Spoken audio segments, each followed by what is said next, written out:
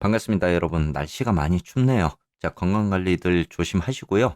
자, 최근 증시가 조정 아닌 조정을 보이면서 굳건하게 버티는 상황이 나오다 보니까 심리적으로 포모를 느끼고 계신 분들이 이거 그냥 매수해버려 라는 그런 생각들도 하고 계실 것 같습니다. 자, 우리가 투자하면서 가장 어려운 부분이 그래도 싼 가격에 매수를 해야 하는 거잖아요. 자, 지금은 매번 이야기하지만 이 과열적인 증시인 거는 맞습니다.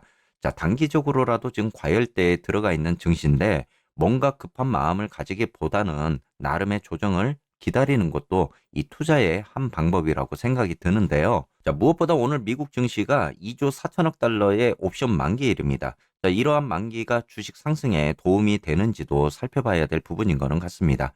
자, 지난번 화요일 소비자 물가지수 CPI가 발표가 된 이후에 미국 주식이 상승을 하면서 이 투자자들이 인기 있는 미국 주식 거래소 펀드와 연계된 콜옵션에 몰려들고 있는 모습입니다. 그러다 보니까 이 옵션 시장 전략가들이 이것이 앞으로 주식을 훨씬 더 높이 그리고 상승시키는데 도움이 될 수 있다라고 지금 분석을 하고 있는 거거든요. 자, 미국 옵션 시장 분석 제공업체인 ASYM이 집계한 데이터에 따르면 2조 4천억 달러 규모의 주식 그리고 상장지수 펀드 주가 지수와 관련된 옵션이 오늘 금요일에 만료가 될 예정이라고 합니다. 오늘 만기 옵션은 이 주가 지수 옵션, 그리고 이 단일 스톡 옵션, 그리고 ETF 옵션, 그리고 선물 옵션에 오늘 만기가 되는 미결제 약정입니다. 골드만삭스 애널리스트 분석팀도 이번 주 인기 지수 추적 상장 지수 펀드와 관련된 콜 매수가 폭발적으로 증가하면서 S&P 500을 추적하는 SPY 그리고 기술주를 추적하는 QQQ와 관련된 풋콜에 대한 미결제 콜 비율이 증가를 했다라고 밝히기도 했습니다. 그리고 QQQ와 이 중소형주인 너셀 2000 ETF인 IMWM ETF가 투자자들이 풋 옵션을 매도하고 콜 옵션을 대량으로 매수하면서 풋콜 비율이 하락하는 모습을 지금 보여주고 있습니다. 이러한 비율적인 부분들을 일반적으로 월가에서는 이 스큐 그리고 왜곡이라고도 합니다. 이러한 왜곡적인 비율이 나타나다 보니까요. 이 골드만삭스 데이터에 따르면은 소형주 지수인 너셀 2000을 추적하는 ETF인 IWM과 관련된 콜에 대한 왜곡이 사상 최저 수준으로 떨어졌다. 그리고 그동안 하락을 했던 이 중소형주 시장의 강세를 예고하는 것이다. 이렇게 지금 분석을 내리기도 합니다. 자, 지금 여러분들이 보고 계신 도표를 보더라도요. 지금 파란색 선이 우리가 S&P를 추적하고 있는 SPY고요. 지금 빨간색 선이 이 나스닥 100을 추정하고 있는 QQQ입니다. 현재 분홍색이 너슬 2000을 추적하고 있는 이 IWM ETF거든요. 지금 이렇게 풋콜에 대한 이 왜곡적인 비율을 보더라도 이 사상 최저치로 지금 떨어져 있는 이러한 모습입니다. 그렇기 때문에 의외로 이 중소형주의 강세적인 시장이 더 나올 수 있다라고 지금 분석이 나오고 있는 거거든요. 다만 걱정이 되는 부분은 있는데요. 그게 뭐냐면 오늘 옵션 만기가 됨으로 인해서 현재까지 콜옵션에 대한 이 포지션을 가지고 있던 투자자들이 롤 오버를 하지 않기로 결정을 하면 이 상승에 대한 모멘텀이 깨질 수도 있는 부분입니다. 오늘 만기 이후에 트레이더들이 이 풋에 대한 비율을 가져가는지 콜에 대한 비율을 가져가는지에 따라서 중소형주의 상승과 하락에 대한 길목에 있다라고도 우리가 봐야 될 부분이잖아요. 자, 하지만은 현재 이러한 수요 급증이 증시에서 일어나면서 실질적으로 1년 내내 빅테크 시장에 뒤처져 있던 중소형주가 상승할 것이라는 희망이 더 많은 건 사실입니다. 그렇기 때문에 더 많은 투자자들이 중소형주에 몰려들 거라는 그런 신호이기도 하죠. 자, 보편적으로 우리가 이제 콜 옵션이라는 거는 주식이나 지수에 대한 강세적인 베팅을 나타내기도 하고 좀 더 앞으로 강세 시장이 일어날 것이다 생각하면서 콜옵션에 실질적으로 트레이더들이 베팅을 하는 거잖아요. 풋옵션 같은 경우는 그 반대를 의미하기도 합니다.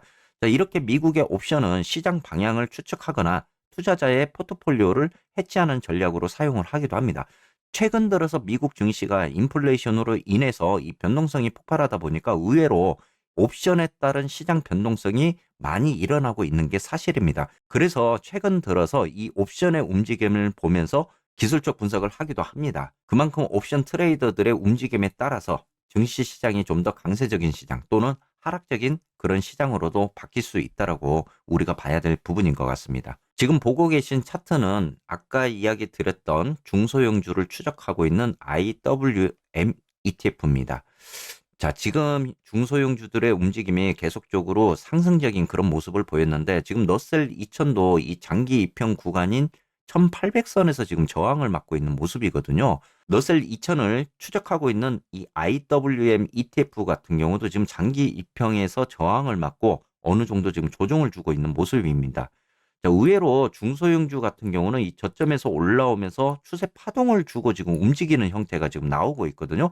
오늘 이러한 구간에서 지금 만기가 나오다 보니까 아까 이야기 드린 것처럼 트레이더들의 이 중소형주의 롤오버적인 포지션이 어디로 가느냐에 따라서 중소형주의 움직임이 다음 주 시장에서 나타날 것 같습니다. 좀 더 포지션을 유지하는 현상이 나오게 되면은 중소형주가 다음 주 시장에도 어느 정도 강한 그런 상승적인 구간들을 만들어 줄 것 같고요. 오늘 만기를 통해서 이 트레이더들의 마음이 하방 쪽으로 갔을 때 다음 주 시장에서는 좀 더 조심을 해야 될 그런 필요성도 있다라고 우리가 봐야 될 것 같습니다. 자, 오늘 어찌 되었건 이러한 옵션 만기적인 부분에 따라서 그리고 트레이더들의 심리적인 모습을 보면서도 우리가 다음 주 시장을 한번 예상을 해봐야 될 것 같고요. 그러한 포지션에 대한 부분이 변경이 없다면 다음 주 시장에서도 중소형주의 강세적인 시장이 더 나타날 수 있다. 이렇게도 우리가 생각해봐야 될 부분인 것 같습니다. 기술주인 나스닥백의 상승이 좀 더 많이 나오고 있는 모습입니다. 하지만은 지난번 단기 고점인 15,950선을 돌파하지는 못하고 있잖아요. 자, 실질적으로 이제 월가에서 예상했던 우리 S&P 500 같은 경우도 단기적으로는 4,500선의 상단을 목표가를 제시를 하고 있었는데 이 급등적인 부분들이 나오면서 지금 S&P 500도 4,500선까지 지금 올라와 있는 모습입니다. 어찌되었건 단기적 목표 구간이기 때문에 조정적인 그런 모습들 그리고 차익 실현에 대한 부분들이 좀 나올 수는 있어요. 나스닥백 같은 경우도 지금 고점적인 구간까지 오다 보니까 아무래도 고점에서 이 차익 실현에 대한 부분들은 좀 나오고 있는 것 같습니다. 그래도 추세상으로 봤을 때는 이 상승 파동 구간에 진입을 했고 또 이평을 보더라도 이 정별적인 그러한 모습들을 지금 갖춰나가고 있는 기술주기 때문에 옵션 만기가 오늘 끝남으로 인해서 이 다음 주 시장에서도 기술주들의 랠리적인 부분들이 더 나올 수 있을지도 우리가 지켜봐야 될 구간인 거는 맞는 것 같습니다. 아무쪼록 지금으로서는 나스닥 백도 이 15,950선을 돌파하는 과정이 좀 더 나와줘야 이 증시에 좀 더 힘을 보탤 수 있다라고 우리가 봐야 될 것 같고 이 돌파 구간에 따라서 지금 여러분들이 이제 보유하고 있는 뭐 FNGU라든지 또는 TQ의 움직임도 좀 더 상방 쪽으로 움직일 수 있는 구간이 나올 것 같습니다. 자, 테슬라 차트도 한번 보시게 되면요. 제가 어제 237.5달러 그리고 하방 쪽에 235달러 정도에서 이 지지적인 구간들이 나올 수는 있다라고 이야기를 드렸었는데 실질적으로 이 자리를 이야기 드리면서도 이 변동성에 대한 부분들을 좀 이야기를 드렸습니다. 어제 테슬라가 233.5달러 거의 4% 가까운 그런 하락세를 지금 보였는데 제가 왜 테슬라가 이 구간 내에서 변동성을 보일 수 있느냐라고 이야기를 했던 부분은 이 추세 파동적으로 봤을 때 지금 테슬라가 움직임을 주고 조정을 주고는 있는데요. 아직까지 추세 파동으로 봤을 때 상승 구간으로 진입을 하고 있는 게 아닙니다. 그렇기 때문에 테슬라가 아직도 이 하락 파동 구간에 머무러 있기 때문에 반등이 나왔을 때 단타성 매물이 다시 나오는 그런 형태를 보여주고 있어요. 그래서 이 테슬라는 240달러대를 그래도 돌파하는 그런 과정들이 나오고 안착하는 모습이 어느 정도 나와줘야 상승 파동 구간으로 이제 진입을 하는 그런 추세가 나올 겁니다. 그렇게 됐을 때 이 단타성 매물도 어느 정도 줄어들면서 상방에 대한 기대감적인 부분들을 가져갈 수 있다라고 봐야 되겠죠. 그만큼 테슬라는 아직까지 하방적인 그런 추세 파동이 있는 자리이기 때문에 반등이 나오면 그만큼 차익 실현 매물이 다시 한번 나올 수 있는 그런 변동성을 보여주고 있다라는 의미입니다. 지금 테슬라 같은 경우는 그래도 시그널상으로는 우리가 좀 더 기대를 해볼 수 있는 그런 자리는 될 거는 같아요. 그래도 우리가 조심은 해야 된다. 이렇게도 여러분들이 보셔야 될 것 같습니다. 한 번 정도 조정이 나왔을 때 지금 230달러죠. 장기 이평이 있는 구간에서 지지를 받아줄 수 있는 그런 구간들은 있습니다. 그래도 테슬라가 230달러까지 어느 정도 조정을 주더라도 이 장기 이평 구간에서는 지지를 받고 다시 올라가는 그러한 추세 파동이 나와줘야 될 것 같습니다.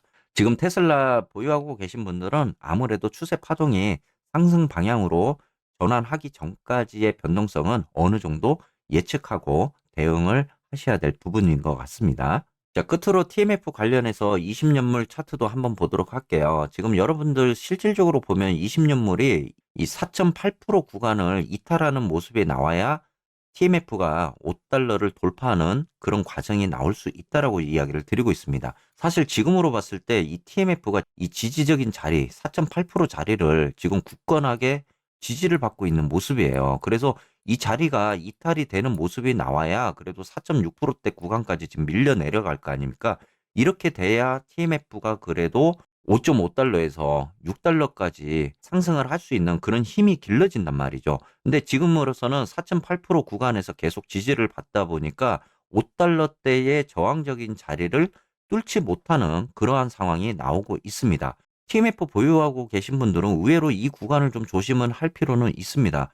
의외로 지지를 계속적으로 받아주다 보면은 다시 한번 상승 구간으로 갈 수도 있기 때문에 조심은 해야 될 필요성은 있다. 하지만은 지금 4.9% 구간쯤 가게 되면은 단기 이평과 그리고 수급선에 대한 저항적인 자리가 아직은 포진이 되어 있기 때문에 그렇게까지 크게 올라가는 이 수익률은 보여주지 않을 거는 같습니다. 그래도 어찌 되었건 20년물 4.8% 구간을 이탈하는 모습이 나와야 TMF가 좀 더 5달러를 돌파하는 그런 과정이 나올 수 있다라고 보셔야 될 것 같아요. 자, 시그널적으로 봤을 때 하방 쪽으로 지금 계속 꺾이는 그런 모습입니다. 하지만은 4.8%대에서 계속 유지를 하고 지지를 받고 있는 자리이기 때문에 이 자리만큼은 하방 이탈이 나와줘야 TMF가 5달러를 돌파하는 그런 과정도 나올 수 있다. 이렇게 여러분들이 보셨으면 좋을 것 같습니다. 이번 한 주도 여러분들 고생 많으셨고 또 즐거운 주말 맞이하시기를 바라겠습니다.